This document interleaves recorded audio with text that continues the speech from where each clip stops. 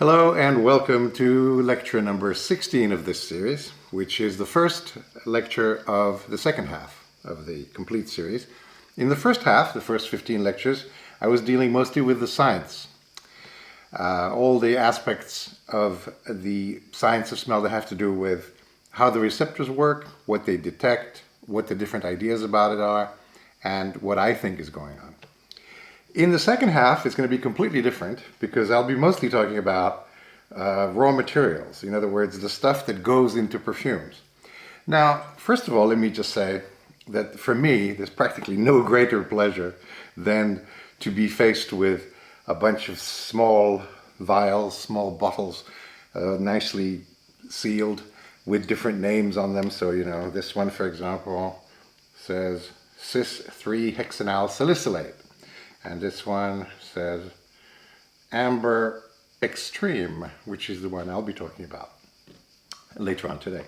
But is there for any perfume lover any greater joy than to be allowed to take smelling strips, dip them into something, and smell it? Now, these vials, these little bottles, are part of a set that I bought from a company called Perfumer's Apprentice. They've been very, very nice to me in the past. They've supplied perfumery materials for some of my lectures, and they are a very good supply. I actually bought this kit. This is not, they didn't give it to me, but and it wasn't cheap, but it's quite wonderful because it has, I think, nearly 100 raw materials in the 5 ml quantities. And this is the advanced perfumery kit. You have to write to them to get it. And basically it gives you an overview of the range of colors, of materials that a perfumer has today to play with. And when you smell these materials, you will find that they're each very different from the others. They have a very strong personality. It's not the personality of a perfume because there's no, how can I put it? There's no human intent behind a molecule. A perfume is not a smell. A perfume is a composition. It's what I call a message in a bottle. A perfumer takes these raw materials, synthetic or natural, doesn't matter, and mixes them to achieve an artistic effect, a poetic effect, an emotional effect, a storytelling effect, a surprise, something. And so a perfume is made by a human to communicate with another human, whereas aroma chemicals are made by chemists, partly for the hell of it and partly to make a lot of money. So this is a completely different thing than perfume.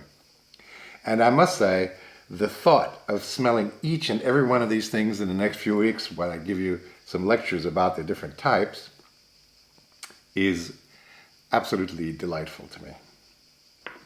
So the composition of this kit, the exact choice of raw materials included in this kit, was chosen by a very, very talented young perfumer. By young, I mean younger than me. Young perfumer called Spiros Drozopoulos. And as his name does not indicate, he actually is partly Dutch, and of course partly Greek, and he works in Amsterdam. And he is a fine illustration of the fact that, contrary to almost all expectations, talent is more important in perfumery than schooling. And he's a self-taught perfumer. He has his own company called Baruti, and he's produced some very memorable fragrances. He chose the exact composition of this perfumery kit. Now, I don't know what criteria he used, but I mostly agree with it. There's an awful lot of florals, there's a few animalics, there are some gourmand, there's some marine notes, there are some, okay, so what are these? Oh, these are some natural florals. Anyway, an awful lot of different materials, but there is one category, the woody ambers, for which he picked just one. And this one woody amber every perfumer who is watching this lecture will guess what it is. It's called Amber Extreme, and it's a molecule invented or discovered by IFF, International Flavors and Fragrances, a US firm, one of the big 5 or 6, depending how you count them, companies that make new aroma chemicals. Now, the woody ambers are essentially what is wrong with modern masculine perfumery. When you smell a modern masculine, what you smell is what Americans call the smell of alcohol, and it's not what you think. The smell of alcohol is what I call the smell of alcohol is the smell of ethanol. Whereas Americans use a thing to clean wounds or to clean surfaces, to clean their computer screens or something, called rubbing alcohol, which is not ethanol, but isopropyl alcohol, or isopropanol. And isopropanol smells almost exactly like a woody amber material. In fact, a great fragrance chemist that I knew told me once that he considered all woody ambers to be glorified isopropanol. And I must say, in retrospect, I agree. So the reason why there's only one woody amber in this set, I think, is because Spiros correctly judged that there's no need for more than one. They all smell the same. They smell like glorified isopropanol. And smelling this Amber Extreme, I think this is a 1% solution of Amber Extreme. 1%, and it's extremely powerful. You can smell it in the entire room. So this is a phenomenally powerful molecule. It's among the top, I suppose, 5 or 10 molecules in terms of intensity. And it is, in terms of odor profile, it's very, very close to the previous 3 or 4. So what were these previous 3 or 4 powerful woody ambers? For a long time, woody ambers were quiet aroma chemicals. And then suddenly, in the late 80s, a molecule came along created by a fragrance chemist at Quest called Karen Rossiter, and discovered by accident. And it was a 17 carbon molecule called Caranal, which was extraordinarily powerful by the standards of the day. And it was a beautiful woody amber to most people. To some percentage of people, it didn't smell like woody amber at all, and was in fact smell like urine, which is not necessarily a desirable smell character. But it was very interesting, this difference, very unusual. So Caranal was the first truly powerful woody amber, and as luck would have it, it didn't follow any of the structure odor rules that had been worked out for woody ambers until that point. That was followed by a simirized material called ambrosinide, which was, again, upping the ante in terms of power. It was extremely powerful, and almost perfectly like glorified isopropanol. And then a few years later came along Amber Extreme, which I think sets the bar as high as it'll go in terms of potency. Now this all makes me think of one proverb, which is be careful what you wish for. Because 25 years ago, when I got interested in perfumery, the woody ambers, were not very powerful. In fact, I was given by this chemist who said they all smell like glorified isopropanol. I was given a very small sample of one of the early ones called Jaeger's Ketal, or Amber Ketal. And I thought it smelled wonderful. It was sort of quiet. It was a little bottle with a powder solid in it. And I smelled it, and it was just wonderful. And to me, it smelled like, in a way, the idea of incense. If you imagine incense, the smell of incense, not as a smell but as a light, what color would it be? It would be, in my opinion, a blue, the blue of the modern headlights that the cars have sometimes come across as blue, a very intense laser-like blue. And I thought it was just fantastic. And I was thinking, at the time I was thinking, my God, it would be lovely to have this slightly more powerful. Well, little did I know that the next 20 years would end up producing ever more powerful woody ambers. Now, 20 years ago, you had a choice of woody ambers that weren't exactly right. They were all slightly different. There was cedar amber, there was okumal, they were soft, they were not as potent. They had more of a woody character, sort of, or a more of an isopropanol woody amber character, but they had different personalities.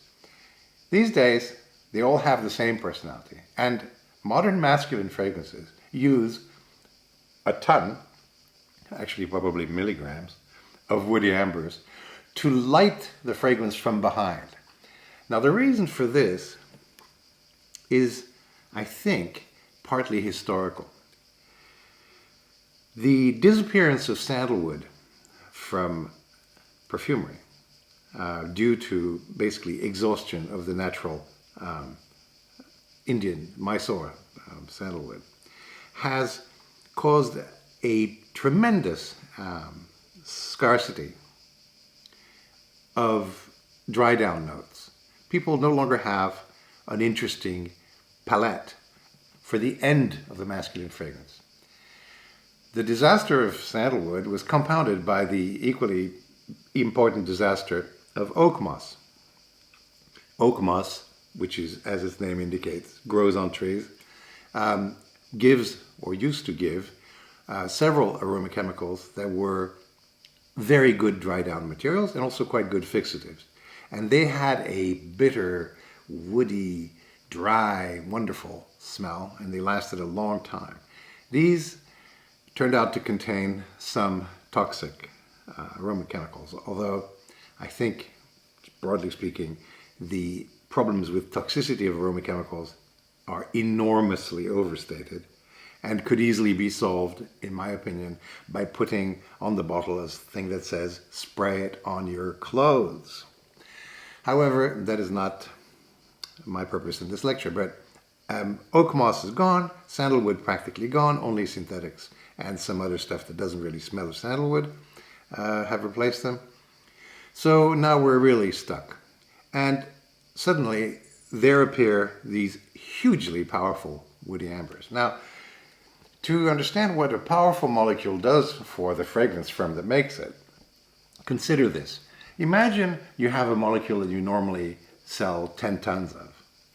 Well, if you make it 1,000 times more powerful, 10 kilograms will be enough. And you can charge a lot of money for it. And it's not going to be an allergen because the amount you put on is not enough. It's only powerful for the nose. It's not powerful for other things. You can sell it for much more money. You transport smaller quantities, so everything is cheaper. And you achieve a very good effect without putting 10% or whatever into the composition. You put 0.1% or 0.01% in the case of woody ambers. So Amber Extreme, when you smell it, you feel a kind of dry, as I said, incense-like, dry but penetrating, slightly uncomfortable feeling. And it's interesting because the woody ambers started as variations of materials found in ambergris, which is a product that comes out of the rear end of whales. It is the result of all the stuff that they've eaten, and then they expel it and it floats on the seas for years, and a lot of photochemistry goes on. It's a fatty mass, it floats on the water. And ambergris contains a host of molecules, as you can well imagine. It starts out complicated because it's all the stuff that the whales have eaten, and it ends up even more complicated after all the chemistry and a few years on the sea. So when people started studying the chemistry of ambergris, which had been used in perfume since forever. It's used because it smells extraordinary. It's also used because it's a very good fixative. It makes perfumes stick to skin. And they started analyzing the different parts. They found various molecules related to a basic skeleton called ambrin. And from those came a lot of different molecules that are used now all over the place, mostly in functional fragrance, soap powders, which contain a famous molecule called cetulox, cetus meaning whale in Latin, ambrox, ambroxan, and these woody ambers. However, amber extreme is not derived from those. It is in fact derived from a musk. For decades, IFF had been making a musk called galaxolide, which is, if you smelled it, you would immediately recognize it. It is the smell of clean laundry, essentially. It's a fruity, powdery musk. And I think by accident, I assume, certainly it didn't look like it was done by design, they discovered that by taking galaxolide and bending it out of shape, they would achieve this extraordinarily powerful woody amber called Amber Extreme. Now, to those of you who are interested in synthetic aroma chemicals, there's an article that I really can recommend. It's not very recent, it's from 2001, but it's a beautiful historical summary of fragrance chemistry. It's titled Fragrance Chemistry, Milestones and Perspectives, and is written by Marcos Gauci, Jerzy Bajgrovich, and Philip Kraft, who are all very distinguished fragrance chemists at Givaudan, a Swiss fragrance company. This review really gives, admittedly nearly 20 years old, overview of fragrance chemistry. But fragrance chemistry is now nearly 150 years old, so it does cover most of it, and it's very enjoyably written, and it's free for download on the internet. Now, there's another really wonderful internet resource that I would recommend to all people who are interested in fragrance chemistry and then aroma chemicals, and that is what used to be a rather mysterious website called the Good Sense Company. And by mysterious, I mean that for the longest time, I was wondering who was paying for this enormous work that they put into it. And because it's a very, very comprehensive database of aroma chemicals, including all manner of safety information, producers, chemical information, references, etc. And now I just looked at the website, and now they list their sponsors, and I can understand how they get to do all this, because their sponsors are basically a list of anybody who's anybody in the fragrance industry. So this is a very good website for information. And what they have is the most wonderful search function. So if you put in Amber Extreme, as I recently did before giving this lecture, you go to another page, and from there you get to the explanatory page for the aroma chemical.